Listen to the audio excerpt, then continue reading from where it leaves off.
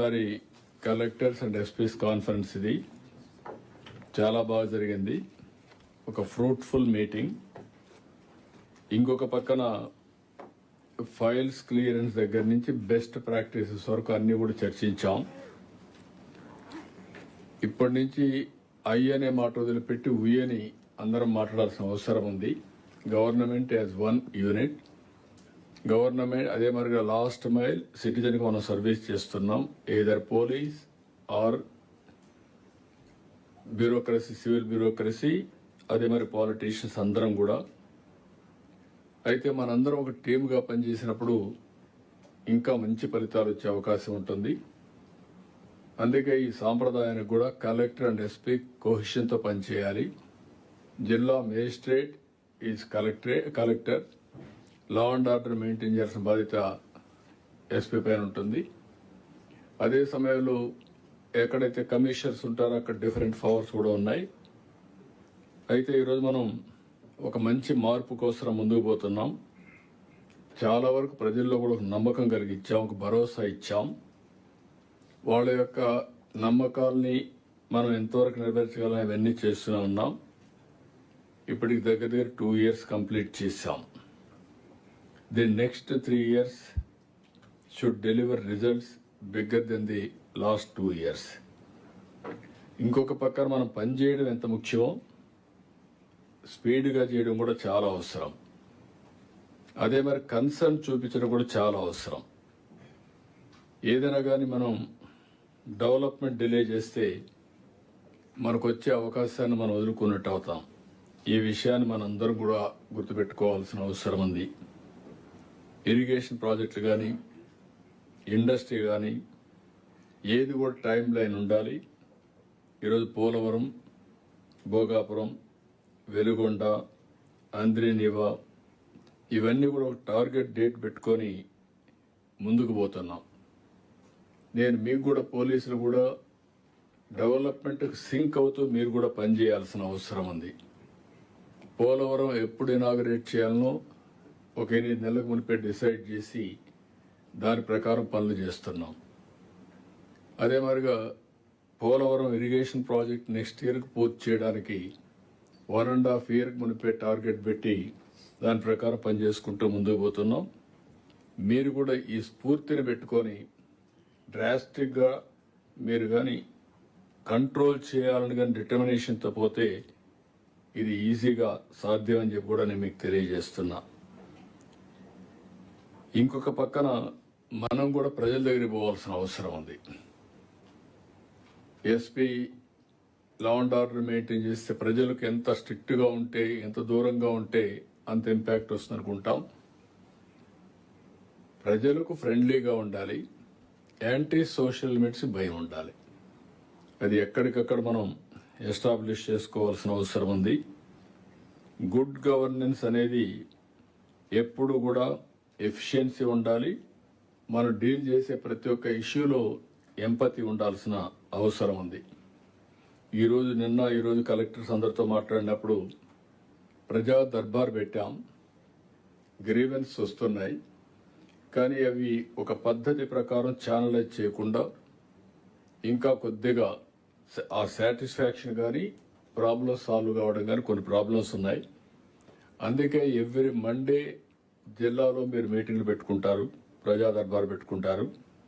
కానీ every Friday ఒక నియోజకవర్గానికి వెళ్ళి ఆ నియోజకవర్గంలో ఒక హాఫ్ ఎ డే మీరందరూ 1 day కానీ హాఫ్ డే కానీ స్పెండ్ చేసి ఆల్ ప్రాబ్లమ్స్ సాల్వ్ చేయగలిగితే రిపీటెడ్గా 4 visits కంటిన్యూగా ఆ కాన్స్టిట్యున్సీ పోతే మీకు కంట్రోల్ వస్తుంది. లేకుంటే వాళ్ళు పిటిషన్లు ఇవ్వడం, మీరు తీసుకోవడం, మళ్ళీ ఇచ్చేసి రావడం, ఆ ప్రాబ్లమ్స్ సాల్వ్ కాకుండా ఆ డిస్సాటిస్ఫాక్షన్ మిగిలిపోయే పరిస్థితి వస్తుంది.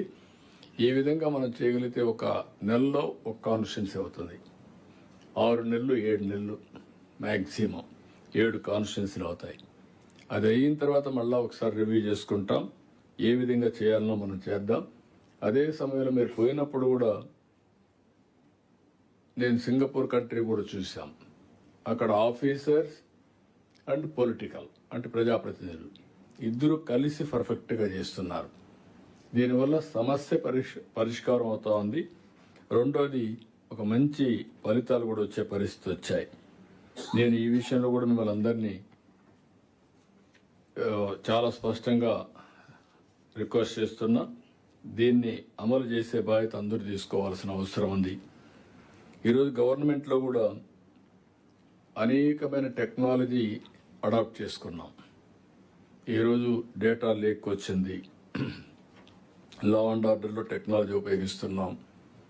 ఎవ్రీ ఫ్యామిలీ ఒక యూనిట్గా తీసుకొని మినిమం నీడ్స్ అన్ని పరిష్కారం చేస్తున్నాం. ఉదాహరణకు ఇంటి స్థలం, ఇల్లు, సోలార్ కానీ లేకపోతే ఎట్లా కరెంట్ ఇచ్చా సోలార్కి వెళ్తున్నాం, తాగునీరు, టాయిలెట్, వంట గ్యాస్, ఇంటర్నెట్, ఇవన్నీ every family minimum needs provide చేసే బాధ్యత ప్రభుత్వం తీసుకుంటాం. విలేజెస్ను కూడా ఒక మోడల్గా తయారు చేయడానికి ఎక్కడికక్కడ రోడ్లు కానీ, డ్రైనేజ్ కానీ, వీధి స్ట్రీట్ లైట్స్ కానీ, అంతా వేస్ట్ డిస్పోజల్ కానీ ఇవన్నీ కూడా తీసుకొని అల్టిమేట్గా ఆ విలేజ్ కూడా మోస్ట్ లివబుల్ విలేజ్గా తయారు చేయడానికి ముందుకెళ్తున్నాం. ఇంకొక పక్క P4 తీసుకొచ్చాం, ఆర్థిక అసమానతలు తగ్గించడానికి. ఫ్యామిలీ యాజ్ ఎ యూనిట్ తొందరలోనే అసెస్ చేసి ప్రతి ఒక్క ఫ్యామిలీకి ఏం చేయాలి, ఆ ఫ్యామిలీలో ఉండే ఇండివిజువల్కి ఏ విధంగా భద్రత ఇవ్వాలో ఓడిస్తున్నాం. ఈ ప్రభుత్వం తీసుకున్న నిర్ణయాల వల్ల చాలా వరకు మీరు చూస్తే పెద్ద ఎత్తున ఇన్వెస్ట్మెంట్ వచ్చే పరిస్థితి వచ్చింది.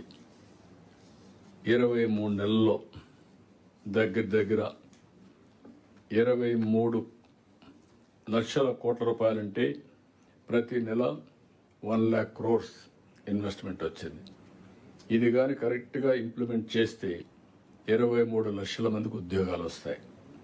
This is the big game changer. అయితే దీనికి లా అండ్ ఆర్డర్ ఉండాలి. ల్యాండ్ ఎక్విజిషన్ చేసేటప్పుడు కానీ లేకపోతే యాంటీ సోషల్ ఎలిమెంట్స్ కావాలని అడ్డం పడే పరిస్థితి వచ్చినప్పుడు కానీ, కన్స్ట్రక్షన్ అప్పుడు కానీ రైతులతో డీల్ చేయడం చాలా ఈజీ. ఇక్కడ కొంతమంది యాంటీ సోషల్ ఎలిమెంట్స్ కావచ్చు, డెవలప్మెంట్ మీద వ్యతిరేకంగా చేసేవాళ్ళు కావచ్చు, ఇలాంటి వాళ్ళు వస్తే చాలా ప్రాబ్లమ్స్ వస్తాయి. స్టేట్ని ఒక బ్రాండ్ ఇమేజ్ని ప్రొజెక్ట్ చేసుకోవాల్సిన అవసరం ఉంది. ఈరోజు లా అండ్ ఆర్డర్ పీస్ఫుల్గా ఉంటుందనే ఉద్దేశంతో అందరూ ఇక్కడ పెట్టుబడులు పెట్టడానికి వస్తున్నారు. ఈ ప్రభుత్వం స్పీడ్ ఆఫ్ డూయింగ్ బిజినెస్, ఎక్కడికక్కడ వచ్చినప్పుడు సమస్యలు పరిష్కారం చేయడమే కాకుండా ఒకసారి ప్రాజెక్టు పెడితే ఆ ప్రాజెక్టు అనుకున్న టైంలో పూర్తవుతుందనే ఉద్దేశంతో చాలామంది వచ్చే పరిస్థితికి వస్తున్నారు. అలాంటప్పుడు ప్రతి ఒక్క ప్రాజెక్ట్ని గ్రౌండ్ చేసే బాధ్యత అటు ఎస్పీ, ఇటు కలెక్టర్, అడ్మినిస్ట్రేషన్ కలెక్టర్ చేసిన ఎస్పీ కూడా ఎలాంటి లా అండ్ ఆర్డర్ లేకుండా, అన్రెస్ట్ లేకుండా చేసే బాధ్యత మీది. ఈరోజు మనం చూస్తున్నాం, మొన్నటి వరకు డేటా సెంటర్ వస్తుందని ఊహించలేదు. గ్రీన్ ఎనర్జీ గురించి మనం మాట్లాడలేదు. ఈరోజు మీరు చూస్తే 5 gigawatts డేటా సెంటర్ వచ్చే పరిస్థితి వచ్చింది. గ్రీన్ ఎనర్జీలో ఆంధ్రప్రదేశ్ నెంబర్ 1గా, నెక్స్ట్ లెవెల్ గ్రీన్ హైడ్రోజన్ పోయే పరిస్థితికి వచ్చాం. ఇలాంటివన్నీ కూడా మీరు గుర్తుపెట్టుకోవాల్సింది.